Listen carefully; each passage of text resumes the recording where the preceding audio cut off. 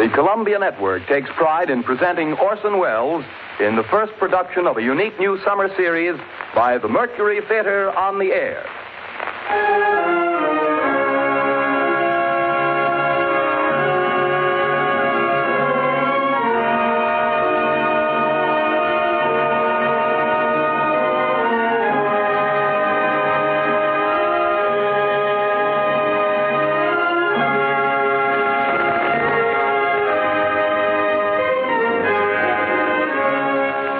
In a single year, the first in the life of the Mercury Theatre, Orson Welles has come to be the most famous name of our time in American drama. Says Collier's Magazine, 23-year-old Orson Welles threw a bombshell into Broadway. Robert Benchley writes in the New Yorker, the production of the Mercury is, I should say, just about perfect. Time Magazine declares, the brightest moon that has risen over Broadway in years. Welles should feel at home in the sky, for the sky is the only limit which his ambitions recognize. And finally, the United Press remarked, meteoric rise of Orson Welles' Mercury Theatre continues unabated. With 4 hit shows in its first year, the Mercury might well close its door on a season unparalleled in Broadway history. But Mr. Welles has long been working on a project for a greater audience, the Broadways of the entire United States. The Columbia Network is proud to give Orson Welles the opportunity to bring to the air those same qualities of vitality and imagination that have made him the most talked-of theatrical director in America today. And it is this project which Columbia brings you this summer, the first time in its history that radio has ever extended such an invitation to an entire theatrical institution. But here is Orson Welles himself to tell you about it. The director of the Mercury Theatre, the star and producer of these programs, Orson Welles. Good evening. We're starting off tonight with the best story of its kind ever written. You will find it in every representative library of classic English narratives. It is Bram Stoker's Dracula. The next time I speak to you, I am Dr. Arthur Seward. George Coulouris plays Jonathan Harker, and Martin Gable plays Dr. Van Helsing. It is Dr. Seward who tells the story, and so for the moment, goodbye, ladies and gentlemen.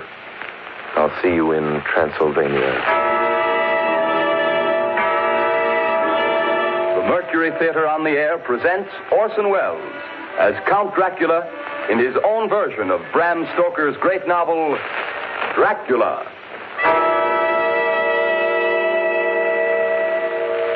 Ladies and gentlemen, my name is Arthur Seward. I'm here tonight to bear witness to the truth of certain events which you may find it hard to believe, but I ask you to believe them. I have here certain documents, telegrams, clippings from the press of the day, memoranda, and letters in various hands.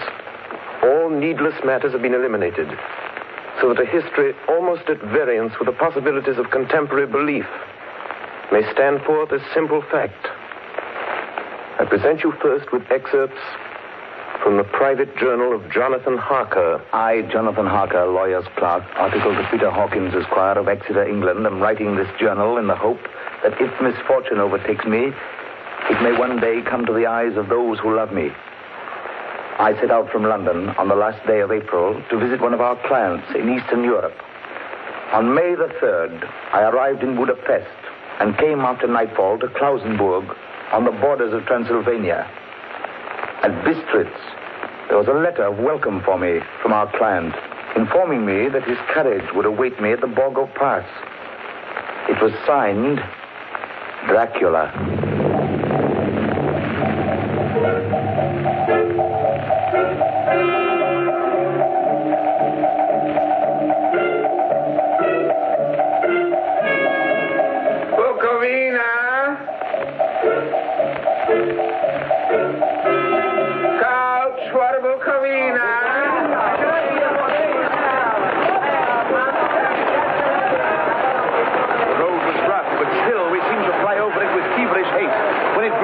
There seemed to be some excitement among the passengers. They kept speaking to the driver and looking at me and urging him on to greater speed. The crazy coach rocked on its great leather strings. The mountains seemed to come nearer to us on either side. Coachman! Coachman! What is it? Where are we? You're nearing your destination, young hare. This is the Borgo Pass.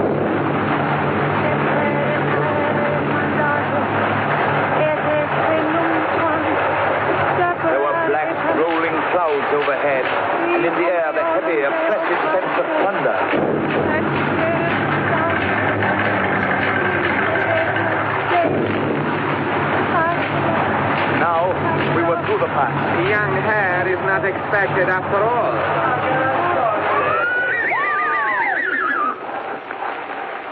You are early tonight, my friend. A caleche with 4 horses are drawn up beside us. Let me help you, sir. The coachman smiled, and the lamplight fell on a hard-looking mouth with very red lips and sharp-looking teeth as white as ivory. We began to move. I looked back. The coach and its load of passengers had vanished from sight. We swept into the darkness of the pass. I struck a match. It was within a few minutes of midnight. And then a dog began to howl somewhere far down the road. The wind was rising. It moaned and whistled through the rocks, and the branches of the trees clashed together as we swept along. It grew colder and colder still, and fine powdery snow began to fall. The baying of wolves sounded nearer and nearer, as though they were closing round us from every side. We kept on ascending, always ascending. The howling of wolves was growing less. Presently, it ceased altogether. And just then, the moon broke through the black clouds. I saw around us a ring of wolves running alongside the carriage. In silence, with white teeth and lolling red tongues, with long sinewy limbs and shaggy hair. Welcome to my house. I must have fallen asleep. The carriage had pulled up in the courtyard of a vast ruined castle. The coachman was nowhere to be seen. Welcome to my house. Come freely, go safely, and leave something of the happiness you bring. Count Dracula? I am Dracula. His face was strong, very strong, aquiline. The mouth, so far as I could see under the heavy mustache, was fixed and rather cruel looking, with peculiarly sharp white teeth. You hear them, Mr. Harker. The wolves? The children of the night, as you say, Mr. Harker. The wolves. Listen. Come now. There are many things you must tell me tomorrow. Of England and of the estate there you have purchased for me. Yes. The estate is called Carfax, I believe. Yes, that is so. But now I will detain you no longer. You will find your room in readiness. And I advise you not to leave it during the night.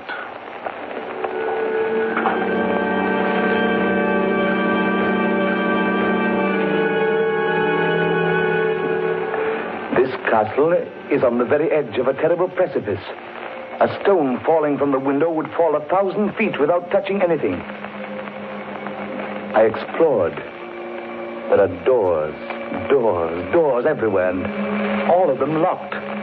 The door to the great hall, the door to the courtyard, every door in the castle is closed, bolted against me. The castle of Dracula is a prison, and I am a prisoner.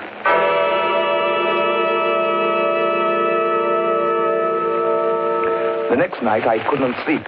So after a few hours, I got up and, lighting my candle, I placed my shaving mirror on the dressing table and was just beginning to shave. You seem restless, Mr. Harker. I hadn't seen him, although the reflection of the glass covered the whole room behind me.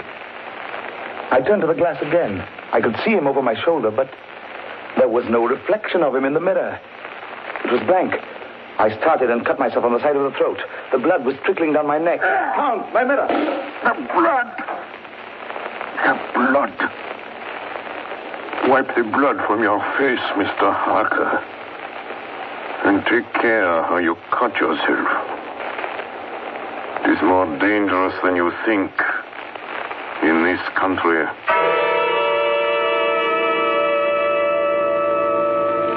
When I awoke, I found most of my things were gone. My passport, my notes, my letter of credit. I could find no trace of them anywhere. And my door is locked from the outside. June 20th. There is work of some kind going on in the castle. Now and then I hear the faraway muffled sound of mattock and spade. And last night, the second of the predated letters which Dracula made me write, the second of that series which is to blot out the very traces of my existence from the earth, went forth.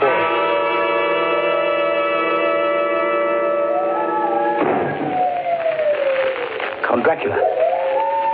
Yes, my young friend. Well, what of me? When am I free?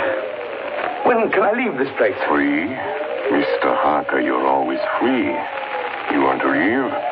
Would you like to leave tonight? Yes, in God's name. My dear young friend, not an hour shall you wait in my house against your will. Come, follow me.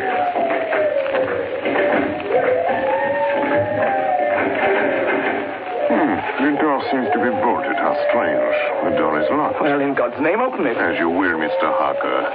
You English have a proverb which is very close to my heart. Welcome the coming, speed the parting guest. Good night, Mr. Harker. Shut the door! Shut the door! I tell you, shut the door! Shut! The door is shut, Mr. Harker.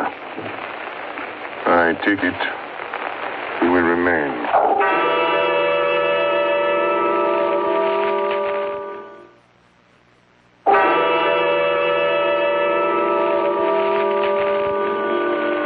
Morning, June the 30th. These may be the last words I ever write in this diary. Oh, God preserve my sanity. I have never seen Count Dracula by day. At sunrise, at the first cockcrow, he is gone. I do not understand these things. I only know that the wolves obey him, and that he is a man with hair on the palm of his hands, with sharp teeth, and no blood in his face. He casts no shadow. He cannot be seen in a glass. And he moves like a bat across the sheer face of the castle walls. He eats no food and is mortally afraid of the crucifix. As I write this, I hear in the courtyard the rolling of heavy wheels and the cracking of whips. And there is in the passageway below a sound of heavy boxes being set down. Boxes shaped like coffins. And I know what they hold.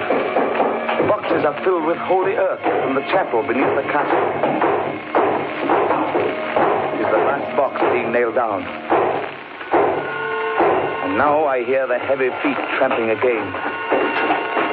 The door's shut. The chains rattle.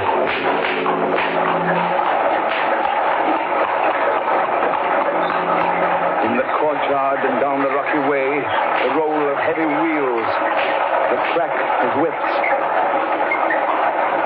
Help! Help! Help! The wagons have gone. I'm alone in the castle. I'm alone in the castle. I'm alone in the castle. I'm alone. I'm alone.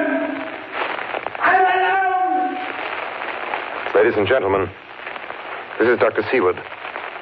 Mr. Harker's journal terminates at this point. I now present in evidence a clipping dated August 8th of that year from the Yorkshire Telegraph from our correspondent in Whitby.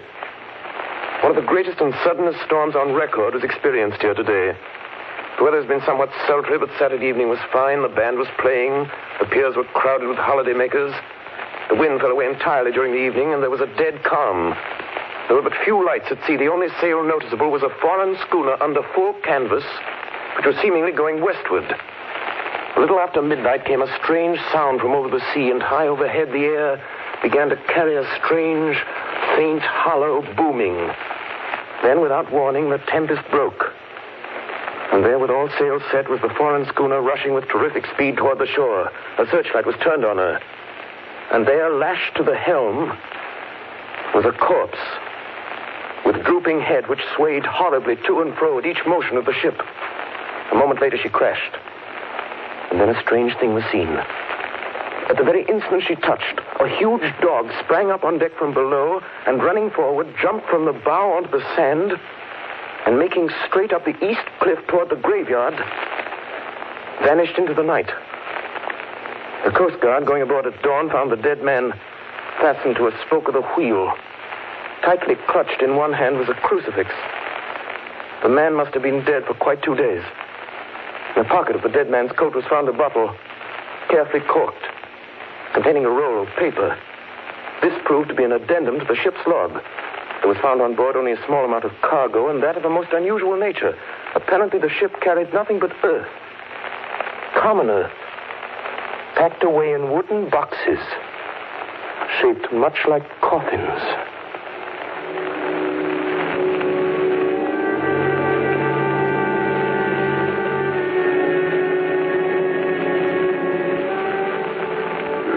of the Demeter. July 6th. Finished taking in cargo, a queer cargo, boxes of earth. At noon, set sail, east wind, fresh. Crew, 4 hands, 2 mates, cook, and myself, captain. July 11th. Entered Bosporus. At dark, passed through Dardanelles. Mate reported in morning that one of crew, Valjoden, was missing. Took larboard watch 8 bells last night. He was relieved by Chilic. Never came to his bunk. Something aboard this ship. No. Don't laugh, Captain. In the rain last night. Oh? A tall, thin man go up companionway and along the deck forward and disappeared. When I go to the bow, no one. And the hatchways all closed. July 22nd. Rough weather last 3 days. All hands busy with sails. No time be frightened. Past Gibraltar and out through straits. All well. July 24th. Last night, another hand was lost. Disappeared. By Chilichev. Leave all watch, midnight. Then we never see him again. What's double watch now? I don't take watch alone no more. Double watch. Double watch. July 29th. Had single watch tonight as crew too tired to double. When morning come... Hey! Hey, Milo! Banoiti! Is Banoiti below? Banoiti's gone! Banoiti's gone like the others. Like all the others. The mate and I have agreed to go armed henceforth, July 30th. Last night, we are nearing England. Weather fine. All sails set. Captain! Captain! The man in the watch in the stairs was missing! Both missing! Now, only self and mate and 1 hand left to work ship. August 3rd. 2 days of fog and not a sail sighted. At midnight, I went to relieve the man at wheel, and when I got to it, found no one there. It's here. I know it now. I saw it. Like a man, tall and thin and ghastly pale. It was in the bows looking out. I gave it the knife, and my knife went through it. What? Empty as air. What is it? What are you talking about? It's here, and I'll find it. It's in the hold. In one of those boxes of earth. I'll unscrew them one by one and see. He is mad. Stark raving mad. It's no use my trying to stop him.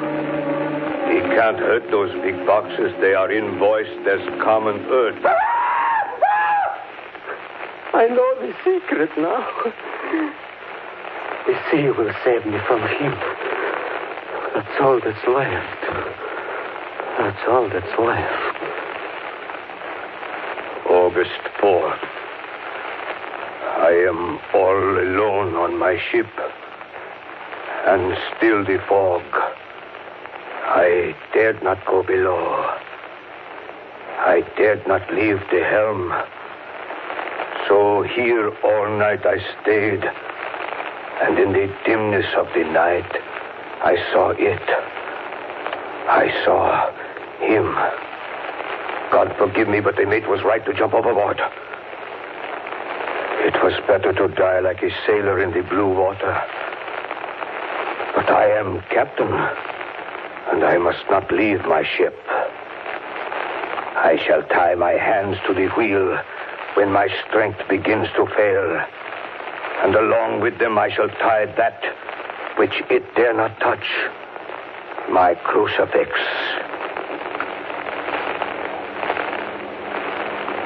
I am growing weaker, and the night is coming on. God and the Blessed Virgin help a poor ignorant soul trying to do his duty.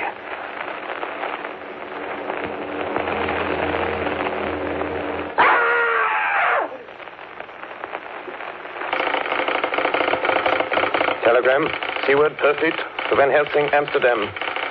Lucy Westenra in alarming condition. Cannot diagnose. Come at once.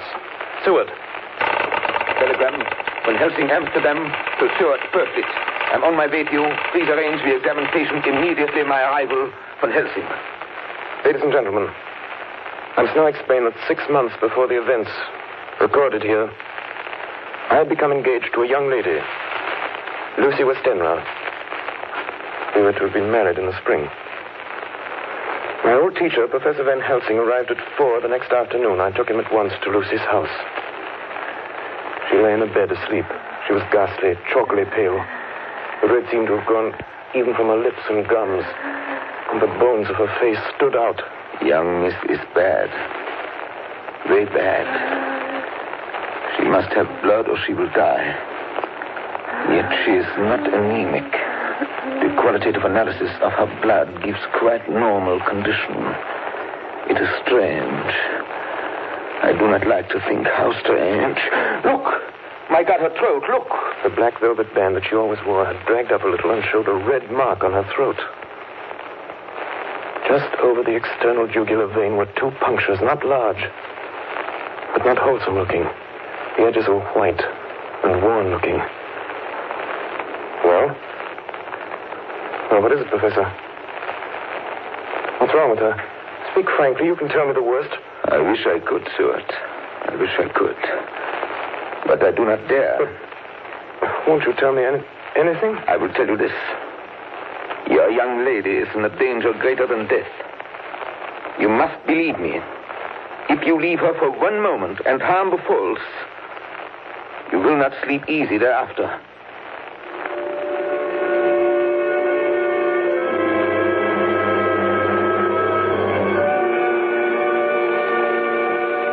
September 8th. I sat up all night with Lucy. Arthur, I'm afraid. Night, dear. You can sleep tonight. I'm here watching you. Nothing can happen. And I promise if any sign of bad dreams, if I see anything, I'll wake you at once.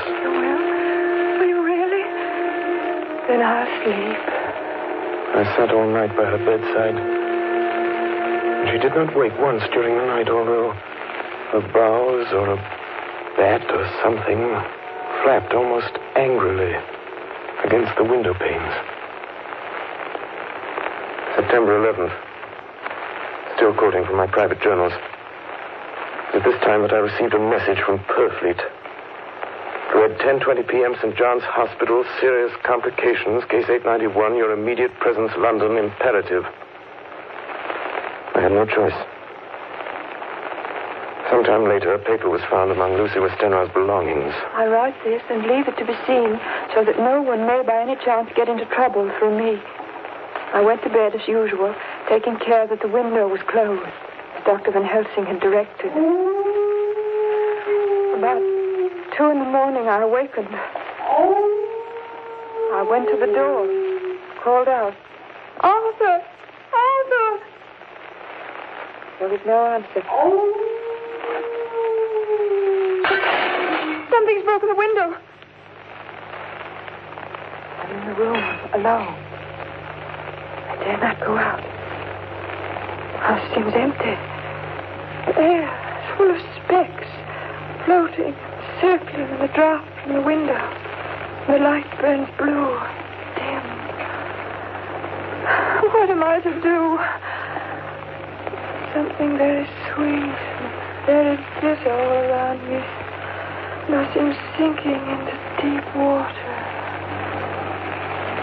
You shall be flesh of my flesh, blood of my blood. September 12th. Late. Only resolution and habit can let me make an entry tonight. We found her sprawled on the floor. There was a draft in the room from the broken window.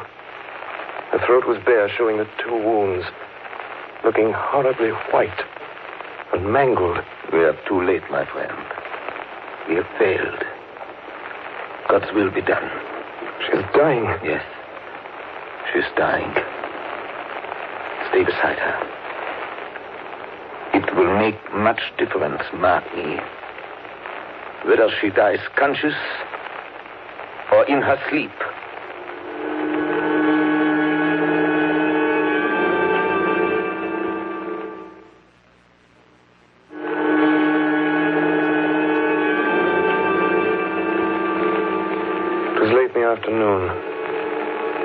opened her eyes. Arthur. Oh, my love, I'm so glad you've come. I took her hand and knelt beside her. Her breath came and went like a tired, peaceful child's. And then the light from the setting sun fell on her face, and then, insensibly, a strange change came over her. Her eyes grew suddenly dull and hard. Her breathing was heavy. The mouth opened, and the pale gums drawn back made the teeth look large and sharp. Arthur, oh, my love, I'm so glad you've come. Kiss me. Bend down and kiss me. Not for your life. Not for your living soul and hers. Lucy! She's dead. Poor girl. There's peace for her at last. The end. Not so. It is only the beginning. Wait and see.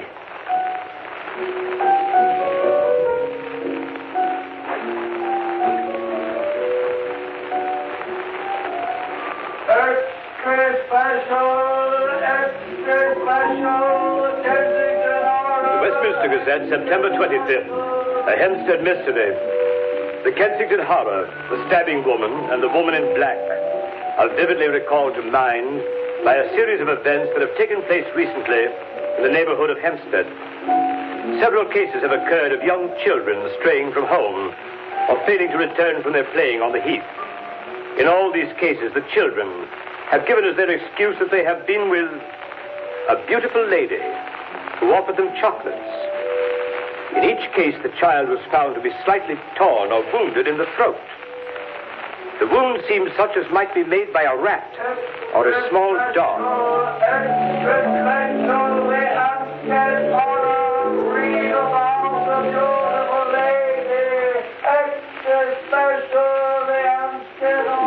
The Hempstead Horror. Another child injured by the beautiful lady. We have just received intelligence that another child missed last night was only discovered late in the morning. It has the same tiny wound in the throat. Well, Stuart, what do you think of that? You mean to tell me, my friend, that you still have no suspicion as to what poor Lucy died of? Nervous prostration, following great loss and waste of blood. And how was the blood lost or wasted? You are a clever man, my friend, and a good doctor. But you do not believe that there are things that you cannot understand. You are wrong, Stuart. Are you aware of all the mysteries of life and death? Can you tell me why in the pampas there are bats that come at night and open the veins of cattle and horses and suck dry those veins? How in some islands of the western seas there are bats which hang on trees all day, and then when the sailors sleep on deck because it is hot, flit down on them, and then in the morning are found dead men as white as Miss Lucy was? I understand none of these things. Up to tonight, Stuart. If you dare to come with me, perhaps then you will understand. September 29th. Before dawn. Now it is done. And I would sooner die 1,000 deaths than live again through what I did this night. We will spend the night, you and I, here in this churchyard where Miss Lucy is buried. We enter the tomb, then we open the coffin. You shall yet be convinced. Take care, Van Helsing. Miss Lucy is dead, is it not so? Then there can be no wrong to her. But if she's not dead... With some difficulty, we found the West End tomb. I took up my place behind a yew tree. On one side of the tomb, Van Helsing on the other. I was chilled and frightened.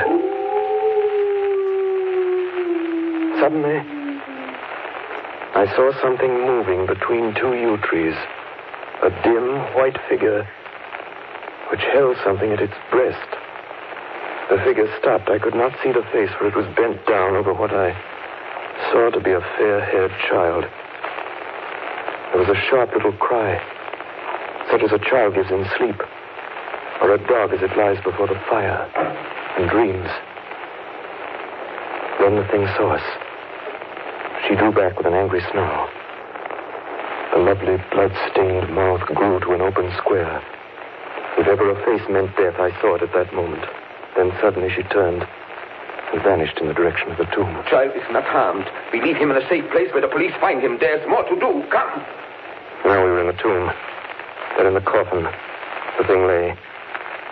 Like a nightmare of Lucy, the pointed teeth, the blood-stained mouth. Van Helsing never looked up. From his bag, he took out a book, his operating knives, a heavy hammer, and a round wooden stake, some 2 or 3 inches thick, sharpened to a fine point, and hardened over a fire. Stuart! The life of this unhappy woman is just begun. When she become what you call undead, there comes with the change the curse of immortality. She cannot die, but must go on age after age, adding new victims. Because all that die from the preying of the undead become themselves undead and prey on others. So the circle goes on, ever widening as the ripples from a stone thrown in the water. But if this lady, this undead, be made to rest as true dead, then the soul of the poor lady whom we love shall be again free. Tell me, what am I to do? Take this stake in your left hand, the hammer in your right. Yes. Place the point over the heart. Yes. Then, when I begin the prayer for the dead, in God's name strike. Are you ready? Now, Domine Jesu Christe, Fili de vivi, quum manus tuas ex voluntate Patri.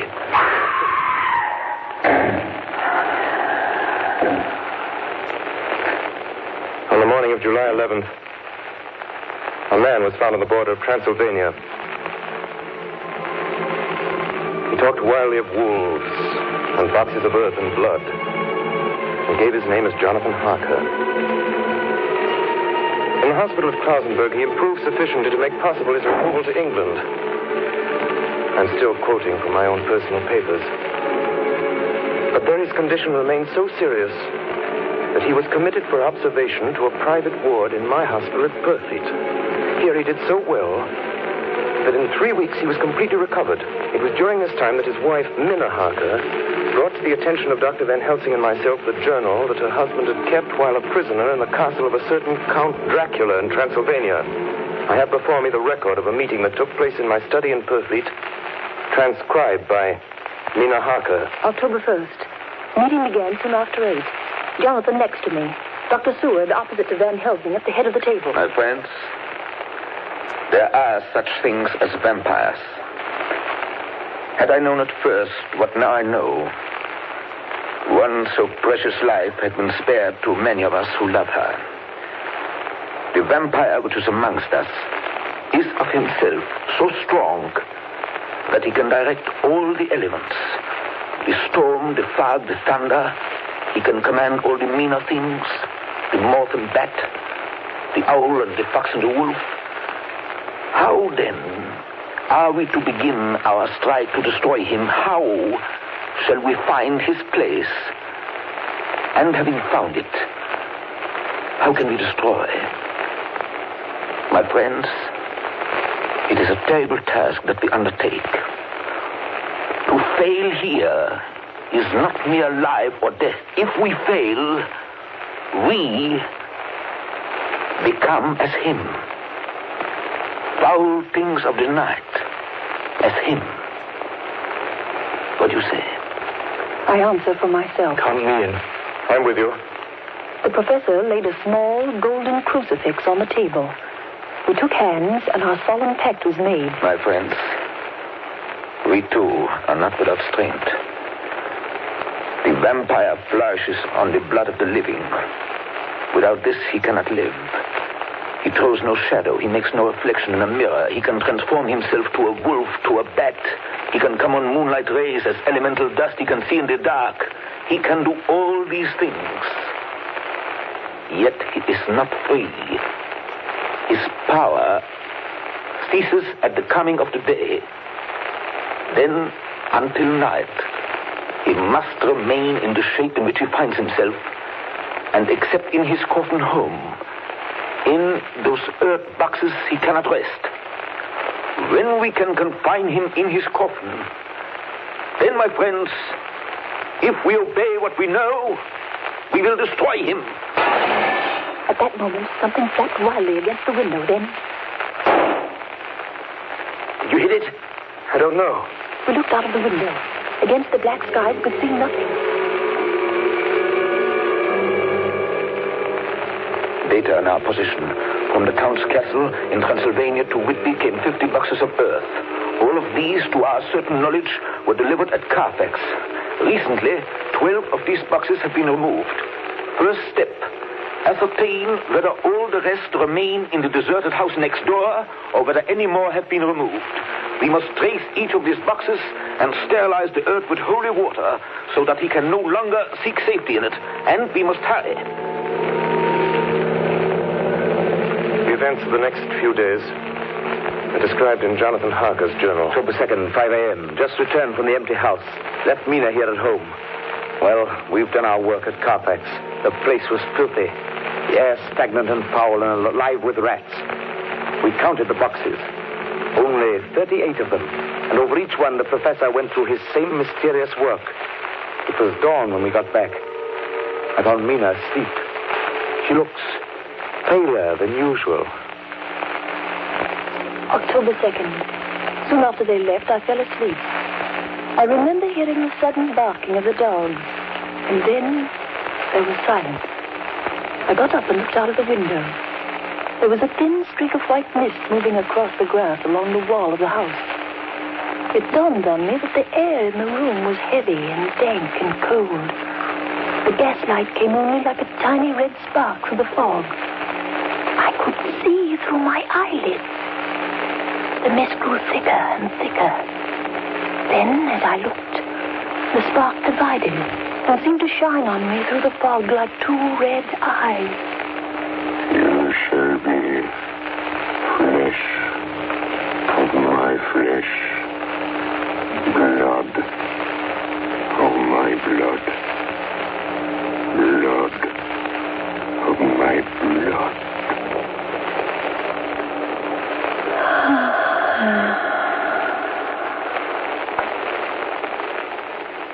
October 2nd, 8 p.m.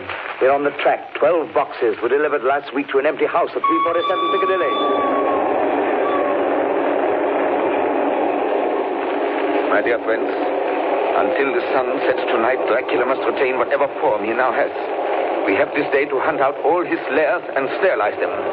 Then he will have no place where he can move and hide. But we have only until sunset. The house in Piccadilly was empty. Like the one at Purfleet, the same sickening smell was in the air. On a table, we found a clothes brush, a brush, and a comb, and a basin. The latter containing dirty water, which was reddened as if with blood. The boxes are back here. 8, 9, 10, 11. Only 11. There's a 12th box somewhere. Gentlemen, it is after 6. The sun is setting. We've no time to lose. He will return at any moment. Open the boxes. Quiet. Listen. Be ready. It is he! The window! You waste your bullets, gentlemen. You think you baffle me?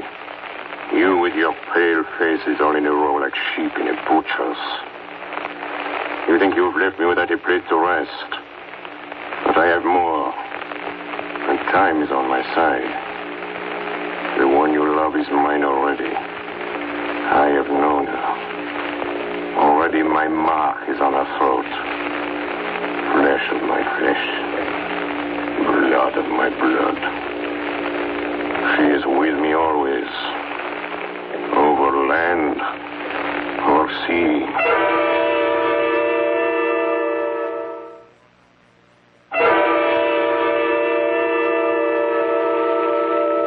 October 4th morning. Another meeting in the study of poetry. We must find that last remaining box, gentlemen. We must find it. As long as that earth exists impure, as long as there remains one place of refuge for Dracula, there is no safety and no peace for any soul in England. And for the undead, never peace so long as he lives. Blood of my blood. Blood of my blood. Mina! How do you know that? Quiet. With me always. Over land and sea. Mina, darling, how did you know that Dracula said those... I don't know. The words just came. Strange. There are times when somehow I feel that I'm with him. At sunset? Yes. Just at sunset. And again at sunrise. Dr. Van Helsing, if I could... If at that time you... Have you the courage? Courage for what? What do you mean? Dr. Van Helsing here will question me. I will question her, yes. In a state of hypnosis. The one you love is already mine, he said. She is with me always, over land or sea. Ah, Count Dracula. Perhaps she will betray you if she is really with you, this one we love. Who knows? If she is really with you over land or sea. Blood of my blood. Mina. Yes? Answer me, Mina. Are you with him? Yes, I am with him. Where are you? I do not know. It is all dark. What you hear? The lapping of water. I can hear it on the outside. Then you are on a ship? Yes. What else do you hear? There is the creaking of an anchor chain. What are you doing? I'm still. Oh, so still. It is like death. It's like death. Here's a report from Matson Peabody, shipbrokers. Dated October 5th, according to Lloyd's list, the only sailing ship that left for the Black Sea yesterday was the Tsarina Katrina, bound for Varna. Some hours before she sailed, a man came alongside, all in black, driving a cart with a great box in it. This he lifted down single-handed and carried below. No one remembers having seen him after that, as heavy mist came up over Doolittle Dock until sailing time. The rest of London Harbor remained completely clear. Our plans are made. The average sailing time from London to the Black Sea is 3 weeks. We can travel overland to the same place in 3 days. We shall be there waiting for him when he arrives. October 15th, arrive Varna about 5 o'clock. Mina seems stronger. Every morning before sunrise and just before sunset, she speaks to Van Helsing in a trance. Are you with him, Mina? Tell me, are you with him? I am with him. What can you see? Nothing. All is dark. What can you hear? I can hear the waves lapping against the ship and the water rushing by. The wind is high. I can hear it in the shrouds and the bow throws back the foam. So, the Tsarina Katrina is still at sea, hastening on her way to Varna. The Count cannot cross running water, so he cannot leave the ship without being observed. What do you hear, Mina? Lapping waves and rushing water. Darkness. Darkness and wind. A whole week of waiting. Daily telegrams from Lloyd's. Not yet reported. Rushing water and creaking masts. Darkness. Darkness and wind. October 24th. Telegram. Lloyd's, London to Harker. Tsarina Katrina reported this morning. From Dardanelles. Lloyd's, London to Harker, October 28th. Tsarina Katrina in heavy fog reported entering Galatz Harbor at 1 o'clock today. Galatz is 38 hours from here, and the first train for Galatz leaves at 6:30 tomorrow morning. My friends, we have lost.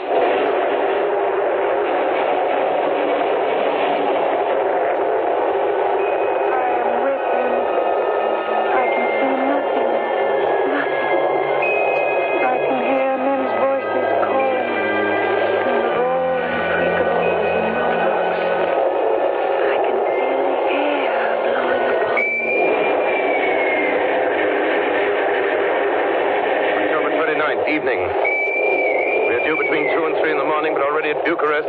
hours late. Something's going on. I can feel it passing like a cold wind. I can hear far off confused sounds. Men talking in strange tongues.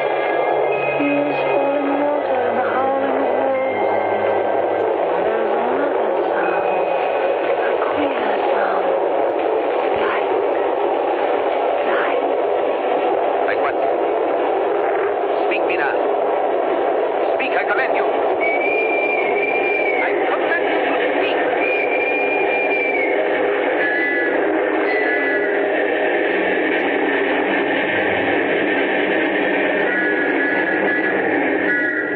Arrived in Galatz.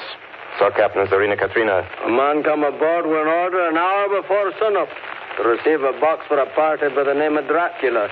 Had his papers, I read. Emmanuel Hildesheim, his name was. Mr. Hildesheim? Yes. You went out of the box yesterday. I gave it to Kylov by order. Kylov. Mr. Kylov? Hey, look.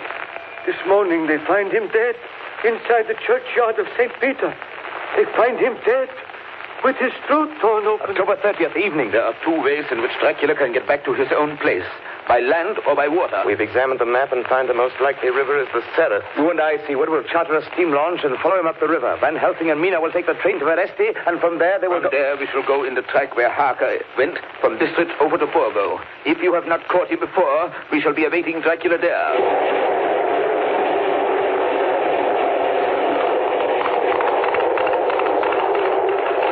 October 31st. We arrived at Veresti at noon. Van Helsing and I bought a carriage here, and we start in an hour. Our enemy is still on the river. October 31st. We can run at good speed up the river at night. There's plenty of water, and the banks are wide apart. November 1st, evening. No news all day. We hear that a big boat went up the river before us, going at more than usual speed.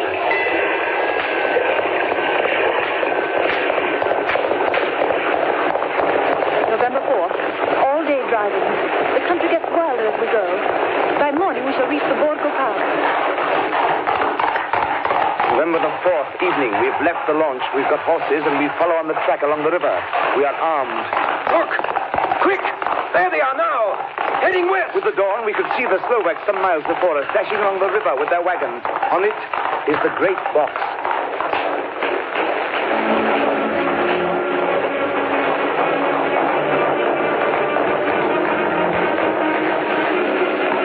Late in the afternoon, we reached the Borgo Pass. Van Helsing, look, look! We could see a long way all around us. Far off, beyond the white waste of snow, was the river like a black ribbon curling. Between us and the river, not afar off, came a group of men, mounted Slovaks hurrying along. In the midst of them was a wagon which swept from side to side. On the wagon was a great box. Look! We see two horsemen following fast, coming up from the south. Now the horsemen are not more than a mile behind. Now the wagon is quite close to us. We can see the great box swaying crazily. Now they are almost upon us.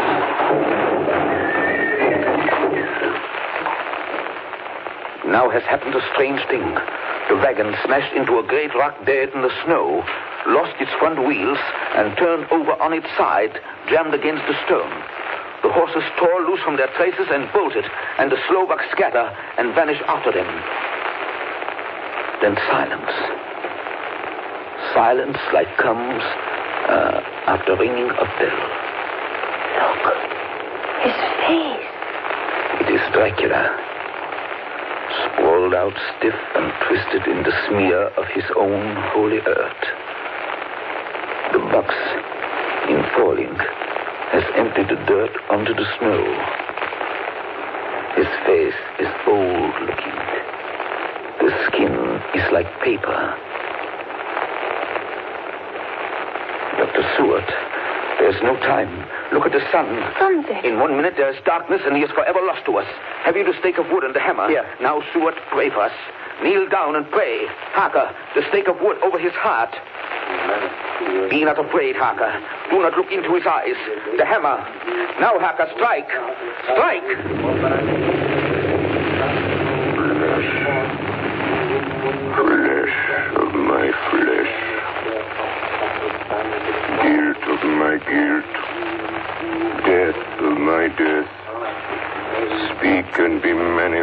in the instant of your master's peril. Elements of darkness, rain, evil winds, mist, and mold, and tempest. The others couldn't. But somehow I can hear him speaking behind his eyes. Claw, wing, tooth, scale, tissue of flesh, death of my death, dead and undead. The hand of the living is over your master. Console him, my children.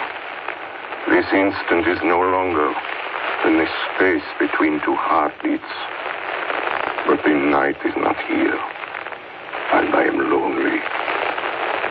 Come to your master, my children. Beguile him now in the instant of his peril. Beguile him with the sound of your names. Claw, wing, tooth, scale, tissue of flesh. Strike, Harker, strike! There is one very dear to me who has not answered. My love, Mina. There is less than a minute between me and the night. You must speak for me. You must speak with my heart. Give them to me! Jonathan, give them to me! That stick of wood and the hammer! I shall never forget that moment. The look on poor Mina's face as she stood there, the angry scar standing out on her throat, her eyes like living coals in the last red of the sunset. She had torn the stake and the hammer out of my hands with the strength of an animal. Mina, do you know what you've done, woman? You know what you've done to us? You've released him. The evil is free. Look! The sun! As we looked down at Dracula, the eyes saw the sinking sun, and the hate in them turned to triumph. Flesh of my flesh. Come to me, my love. Come into the night and the darkness. You have served me well, my love. My bride,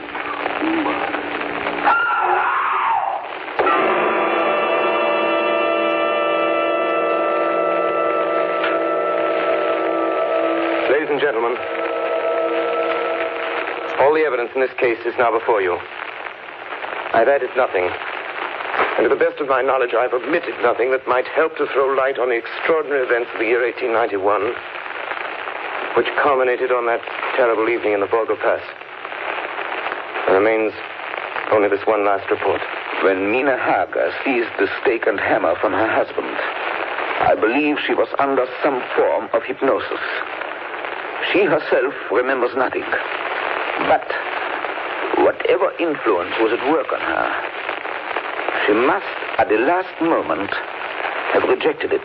For at the exact instant the sun disappeared, it was Mina Harker who drove the stake through the heart of the thing that called itself Dracula.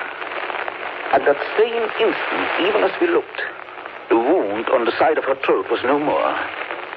As for Dracula, before the scream of the creature had died from our ears, the whole body crumbled into dust and passed from our sight. In the final moment of dissolution, there was in the face a look of peace, such as I never could have imagined might have rested there.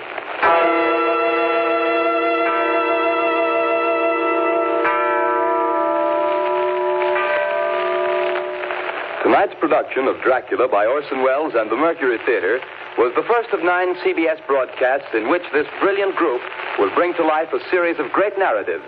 In the cast tonight, Dr. Van Helsing was played by Martin Gable, Jonathan Harker by George Coulouris, Dr. Seward by Orson Welles, the Russian captain by Ray Collins, the mate by Carl Swenson, Mina Harker by Agnes Moorehead, Lucy Westenra by Elizabeth Farrer, and Count Dracula by Orson Welles.